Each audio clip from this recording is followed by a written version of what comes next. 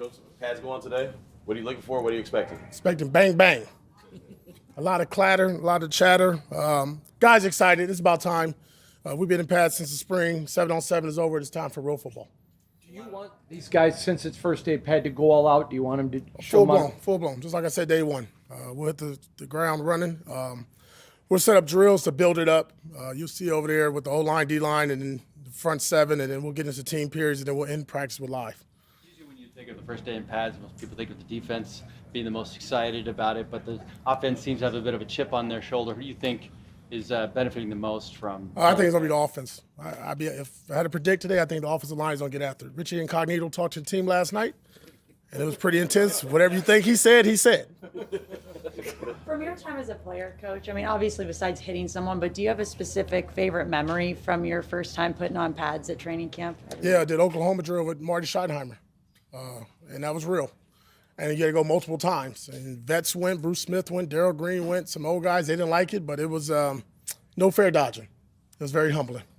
I know you said you guys are tackling live at the end. Have you tried to, add in a safety element to that of not tackling all the way to the ground, or is it going to be full? It's full live. It's live. Football. Coach, it's been almost a week of the players, having breakfast, lunch, dinner, talking football, being in this environment. How has it progressed until now, this brotherhood that you had set in mind? I think we're building something really special.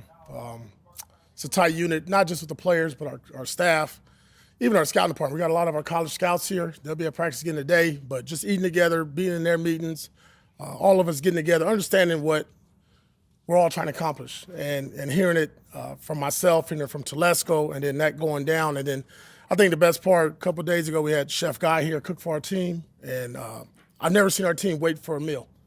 But we had 91 players plus staff, give over about 150 people waiting to eat with Chef Guy and the celebrity chefs he brought down. And it was good to see everybody go in the team meeting room and just hang out and kind of bond and talk.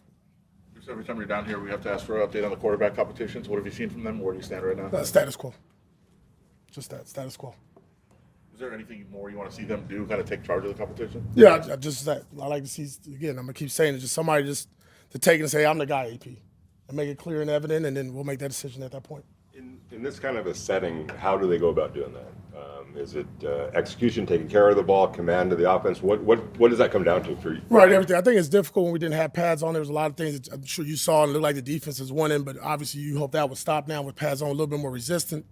But it goes back to it. Number one thing is taking care of the ball, putting the team in a position to win, managing the offense, understanding the operational. You saw some situational stuff there yesterday. I think our guys are doing a good job. Both quarterbacks have really embracing it. But again, I'm just go back to it. Somebody has to just separate from the other.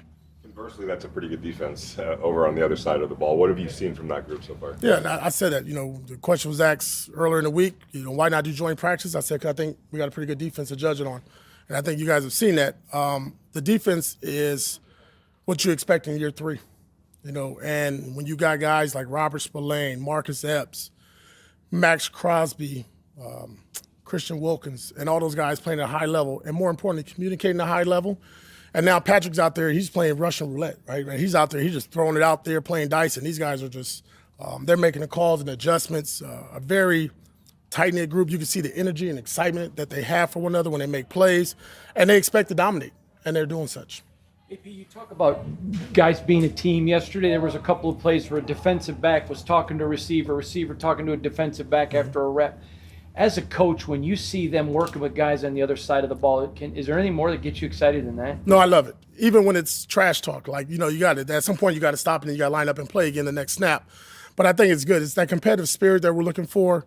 And we know that. Look, we'll do that out here on the grass. And then, like I said, when we get on the bus and go back to the hotel, we're teammates again. We're Raiders. I think these guys are doing a really good job of just buying into what I'm asking them to do. I just want us to compete. And to me, if we can compete against each other like that and fight and sweat and go about it and, then they get blood out there on the field, we'll be a really good group and unit and team come Sundays. Do you have a specific goal that you want to see accomplished today? Yeah, I like us just to set the tone. I want us to be a heavy-handed team. You'll see more runs today than passes. We've done enough of that. We've seen that. We'll have another chance to throw later on. But I really like to see our running backs hit that hole full speed.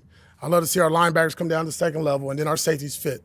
I pretty much know what to expect with the O-line, D-line. It's going to be a bloodbath up front, and I'm excited to see that as well. Byron Young the last couple days has seemed to be playing with, you can almost see him last year, he was thinking too much. Not a bad attitude, just thinking.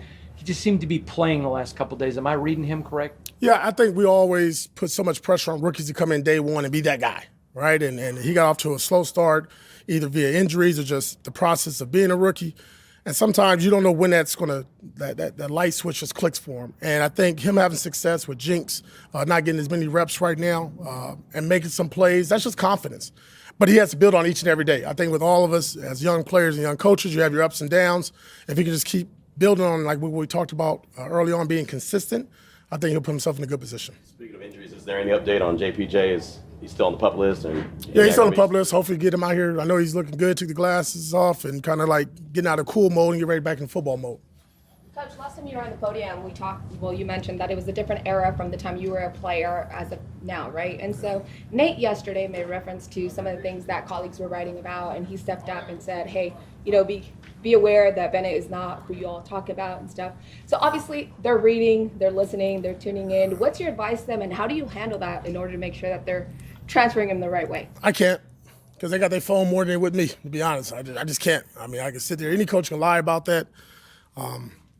But you try to just, when we have our team meetings, our staff meetings, I try to do a good job of just telling them, look, I get it. Just use it as fuel and fire. No different than I do. I read everything. I hear everything. You got no other choice. I mean, you grab the information by doing that stuff, right? So I appreciate everybody's opinion, but it's just that. At the end of the day, we control, and I think our players really have taken this to heart. We control everything we're going to do going forward. And that's all we're going to do each and every day is chop wood, brick by brick, and let the chips fall where they fall. Something else Nate mentioned yesterday, he was asked about a few pass deflections he had in practice, and he was saying he wants to turn those into interceptions. Yeah. It seems like he holds himself to a high standard, but that's also something that the guys on defense have kind of embraced. Yeah. That's kind of a tone that you said, or Patrick Graham, or where did that come from? Yeah, PBUs are cool. Interceptions are great. Turn that ball over is something we want to do, and then we want to take it the other way. You saw that at the end of the season. Our defense really took a lot of pride in scoring defensive touchdowns, and that's the mindset now. And I think Nate understands that. This is a big year for Nate, right? Contract year, fourth year. We expect a lot from Nate. Nate can do a lot of things. Nate's a special player because he can cover, he's explosive, but more importantly in the run game, and you'll see that today, he's physical. And he's a big asset for our team. Just talking about Byron Young, and you were just talking about Byron Young, and also previously you talked about Trey Tucker. When you look at all those guys that came in last year, like Tyree, Mike, Trey, these are guys that were kind of went through their rookie pains last year, but now they're expected to be big pieces. What do you think of them kind of coming up, and what we're going to see from them? Yeah, what I see is guys playing a little bit more looser, to be honest, at ease, kind of finding their role. Who am I? I heard Big Mike talk like, man, I worked on getting fast or doing yoga. You got to find out what it's like to be a pro. What worked in college doesn't work in the pro sometimes for you. So just adjusting your body, your routines. I think you see with Bennett, he was a gentleman that started earlier in the season for us, had some rough patches, went on the bench, came back in here and there. Boom, he hit the reset button. Came back with a different mindset and said, I'm ready to compete. And he's doing such. And you see that with Trey Tucker. He changed his body. He was here this entire offseason, got bigger, stronger, faster, had a hell of a play yesterday in the 2-minute drill. It's just the confidence they're playing with. And more importantly, I think it's a credit to to their teammates. Devontae's doing a really good job. Jacoby Myers, those guys around and really loving up and coaching up our young receivers. And you see that amongst our team. Obviously, we got some young guys at the tight end position, but they work together. Like this morning, you saw Brock and Mike having breakfast together. That's cool. We've seen all three of your top tight ends line up as fullbacks, leading the run game. Are you excited to see what those guys bring to the table in terms of blocking from that? Yeah, no, definitely. I think, obviously we don't have a fullback on our roster. We got a lot of tight ends, different body types there. So for everybody to have an example, that's going to be cool. Do you think Brock is going to be back to the block every play? I hope not. But hey, I tell you what, he's willing to do it. And to me, it's just the mindset. Whatever it takes for the team and what you need to do for the team, these guys are bought into that. You mentioned Nate Hobbs and how special he could be. What about just the rest of the secondary? They look like they're flying around making plays and got a little swag to them. Yeah, and I'll be honest, it starts with Trayvon and Marcus Epps. I mean, they've really set the tone. They bonded from day one since Epps got here. His communication and what they do in between plays, what they do pre-practice, post-practice, that continuity in that group is really what you want, right? I'll be honest, when I first got here, 3 years ago, the DB group, that room's a little shaky. It wasn't a tight-knit group. Everybody's independent contractors. Now we don't see that. We see a group playing together, really enjoying each other's success. And when the opportunity's there for them to make a play, they're making those plays. And our safeties, I mean, all of them have made a play this, 4 practices in, either interception or some kind of play that's impacted the game, practice. I'm sorry. Telesco signed a receiver yesterday that he had with the Chargers, but I'm told you knew him back in high school. Is that accurate? Can you talk about him, please? Yeah, went up against him a little bit. He was a Trinity League kid. You know, I think he's from Long Beach. He went to Servite, St. John Bosco. I think at one time he wanted to be a jackrabbit too. He might disagree with that, but very familiar with him. Watched him obviously as he was in college, and then saw a little bit of him last year. And he came and worked out. I'd say a couple of days ago. Looked good, and then we just had an opportunity. I just feel like more lays we got a wide receiver for what we're doing. That's better for our team. That way we're not putting wear and tear on some of our older guys. That's good. Cool. Thank you guys. Thanks, JP.